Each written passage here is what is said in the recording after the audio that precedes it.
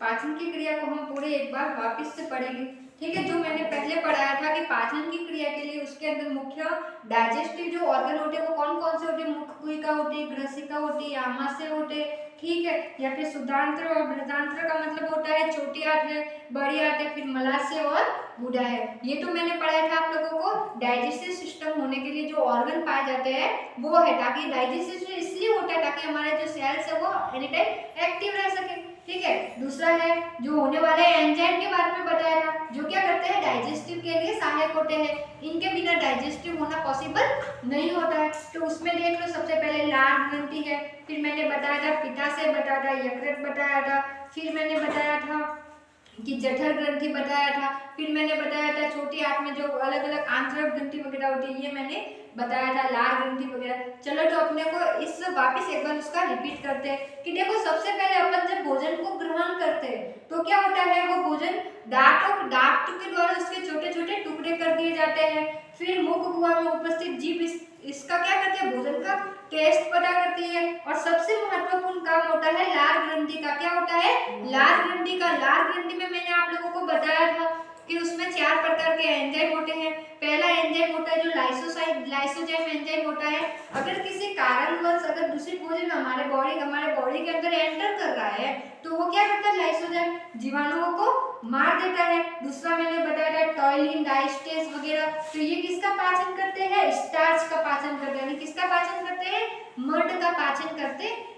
देखो पाचन से याद आया कि पाचन का मतलब क्या होता है कि अपने शरीर में पहले तो भोजन को ग्रहण करना होता है, फिर क्या होता है जो भोजन में पाए जाने वाले अलग अलग एलिमेंट होते हैं। अपन जब भी भोजन करते हैं तो सभी क्या फैट वाले भोजन ही होते हैं क्या, नहीं ना।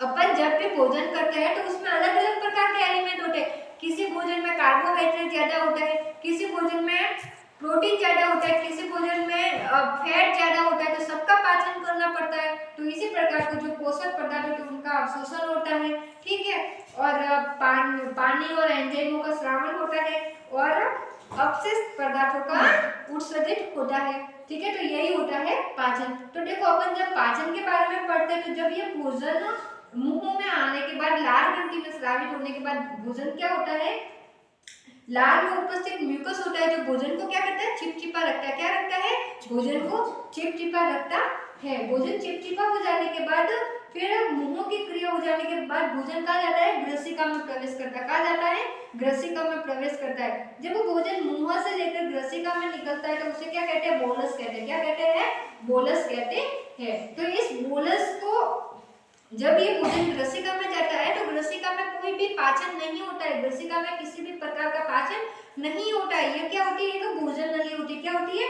भोजन नली होती है। तो ये भोजन नली है, तो नली का क्या काम होता है, एक जगह से दूसरी जगह तक पहुंचाना। तो उसी प्रकार ये जो भोजन नली है वो मुंह से लाए हुए भोजन को कहाँ पहुंचाती है, आमाशय तक पहुंचाती है। इसके अंदर क्या होता है, ये क्रमाकुचन करता है, भोजन को आगे धकेलने का काम करता है।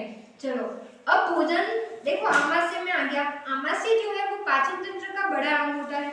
आमाशय में होता है, मैंने पढ़ाया था कि इसमें भोजन 4 घंटे तक रहता है। अब इसमें भोजन जब 4 घंटे तक रहता है तो इसमें भोजन का होता क्या है, ठीक है। तो देखो जब भी भोजन अपन आमाशय में करते हैं, क्या करते हैं, जब भी अपन आमाशय के बारे में पढ़ते हैं तो मैंने आप लोगों को बताया था कि ये अपना क्या है, आमाशय क्या है अपना, आमाशय। तो आमाशय को कितने भागों में बांटा गया है, 3 भागों में बांटा गया। कितने भागों में बांटा गया है, 3 भागों में बांटा गया। पहला है एससीएल, ठीक है, फिर दूसरा होता है कार्निक और तीसरा होता है पाइलोरिक होता है। अब देखो जो आमाशय का जो ऊपर वाला भाग होता है उसमें क्या होता है, वो भोजन पहले भोजन का पाचन होने के लिए भोजन को क्या होना पड़ता है, भोजन को अम्लीय माध्यम होना पड़ता है। क्या करना पड़ता है, अम्लीय माध्यम होता है। तो देखो जिस प्रकार भोजन अम्लीय माध्यम में होता है तो वो किससे होता है, वो क्या होता है, एचसीएल। हमारे भोजन में क्या उपस्थित होता है, एचसीएल उपस्थित होता है। तो देखो जो एचसीएल होता है वो क्या करता है,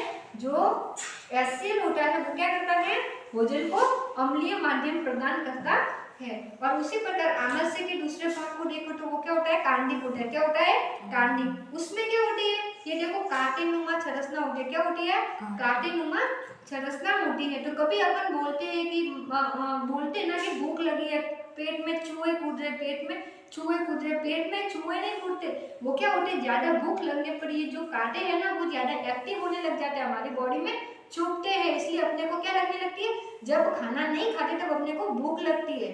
समझ में आया ना?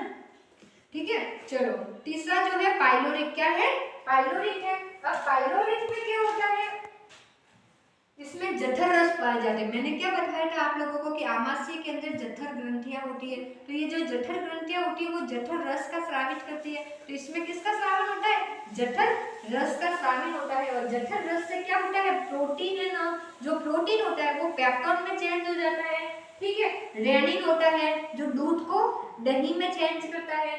चलिए, तो भोजन आमाशय के निकलने के बाद कहाँ जाता है, छोटी आंत में जाता है, कहाँ जाता है, छोटी आंत में जाता है। चलिए, तो मैंने अभी आप लोगों को अभी आप लोगों को पढ़ाऊंगी छोटी आंत के बारे में। किसके बारे में, छोटी आंत के बारे में पढ़ाऊंगी। तो देखो छोटी आंत होती है, इसमें यह पाचन का मुख्य कार्य छोटी आंत में होता है। आमाशय में भोजन स्टोर रहता है और भोजन का किस माध्यम में बदल जाता है, अम्लीय माध्यम में बदल जाता है। लेकिन आमाशय का क्या रोल होता है, आमाशय के जाने के बाद भोजन जब छोटी आंत में प्रवेश करता है तो छोटी आंत इस भोजन को एक्सेप्ट नहीं करती है, ठीक है, तो उसके लिए यहाँ पे क्या होता है, छोटी आंत भोजन को एक्सेप्ट नहीं करती, तो हमारे पास हमारे बॉडी के अंदर क्या होता है, लीवर होता है, क्या होता है, लीवर होता है, जिसके अंदर किसका निर्माण होता है, पित्त का निर्माण होता है, किसका निर्माण होता है, पित्त का निर्माण होता है।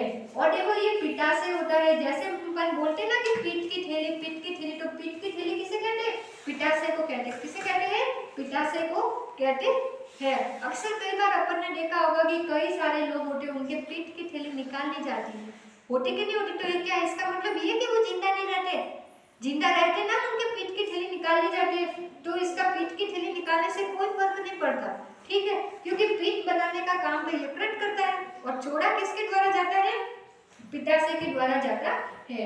जो मैंने आप लोगों को पित्त रस के बारे में जो पढ़ाया था उसका वो कैसा होता है, कड़वा होता है, कैसा होता है, कड़वा होता है, और वो भोजन को क्या करता है, एकदम सारे माध्यम प्रदान करता है, और अपने भोजन को कैसे किस प्रकार का रंग प्रदान करता है, पीला कलर का रंग प्रदान करता है। तो जैसे भोजन इसमें जाने के बाद क्या जाएगा, पित्ताशय, और पित्ताशय क्या करती है, जैसे ही भोजन आता है पित्ताशय अंदर से पित्त रस छोड़ता है, ठीक है, और भोजन किसमें बदल जाता है, सारे माध्यम में बदल जाता है। अब क्या होता है, छोटी आंत में जब मैंने पढ़ाया था कि जैसे ही भोजन जब सारे माध्यम में जाने के बाद छोटी आंत में प्रवेश करेगा, तो छोटी आंत में उपस्थित छोटी छोटी कोशिकाएं के द्वारा इसमें जो भी भोजन होता है उसमें क्या होता है, बहुत सारे एंजाइम होते हैं, वो क्या करते हैं, अग्नाशय, देखो मैंने अग्नाशय जो एक पूर्ण पाचक एंजाइम होता है, इसके अंदर एंजाइम होते हैं, बहुत सारे एंजाइम होते हैं। देखो अग्नाशय वैसे तो क्या होती है, एक ग्रंथि होती है, क्या होती है, ग्रंथि होती है, ये पाचन का काम नहीं करती, लेकिन फिर भी उसके अंदर उपस्थित एंजाइम होते हैं जो किसका पाचन करते हैं, फैट का पाचन करते हैं, प्रोटीन का पाचन करते हैं वगैरह। समझ में आया ना? तो पाचन प्लस अवशोषण किसमें होता है, छोटी आंत में होता है, किसमें होता है, छोटी आंत में होता है। तो देखो पाचन की प्रक्रिया मैंने पढ़ाई कि मुंह से जाने के बाद ग्रसिका में, ग्रसिका के बाद आमाशय में, आमाशय के बाद में फिर लीवर में वगैरह वहां से निकलते हैं, तो वो अम्लीय माध्यम से सारे माध्यम में बदलता है, फिर छोटी आंत में एंजाइम होते हैं, ठीक है, तो वो क्या करते हैं कि एक जगह से दूसरी जगह जाके पाचन का अवशोषण, पाचन प्लस अवशोषण करते हैं। फिर मैंने पढ़ाया बड़ी आंत, क्या पढ़ाया, बड़ी आंत, जिसमें क्या होता है, जल का अवशोषण होता है, क्या होता है, जल का अवशोषण होता है, और लास्ट में है गुदा, क्या है, गुदा, जिसमें भोजन को त्याग दिया जाता है। तो ये पूरी पाचन की प्रक्रिया है। चलो पाचन के रिलेटिव मैं कुछ प्रश्न लिखा रही हूँ। क्या आपने कभी सोचा है कि अगर हमारे पेट में जो HCl होता है उसका प्रभाव कितना होता है, तो हमारा पेट के अंदर जलन जैसा फील अपने को क्यों नहीं होता? अगर अपने बॉडी में अगर अपने को HCl आ जाए, अपने को कोई HCl पिला दे, तो अपन जलेंगे कि नहीं जलेंगे, नहीं जलेंगे ना, जलेंगे ना, सॉरी। तो अब मेरे को ये बताओ कि जब पेट में अंदर अपने अंदर पेट में क्या होता है, HCl होता है, तो अपना पेट क्यों नहीं जलता, या फिर अपने अंदर कोई क्षति क्यों नहीं पहुंचती? इसका रीजन क्या है कि क्योंकि पेट के अंदर क्या होता है, आमाशय के अंदर श्लेष्मा का आवरण होता है, क्या होता है, श्लेष्मा का आवरण होता है, जो HCl के प्रभाव को कम कर देता है, क्या होता है, HCl के प्रभाव को कम कर देता है। अब देखो आपके एग्जाम में आने वाले मुख्य प्रश्न मैं दिखा रही हूँ, चलिए।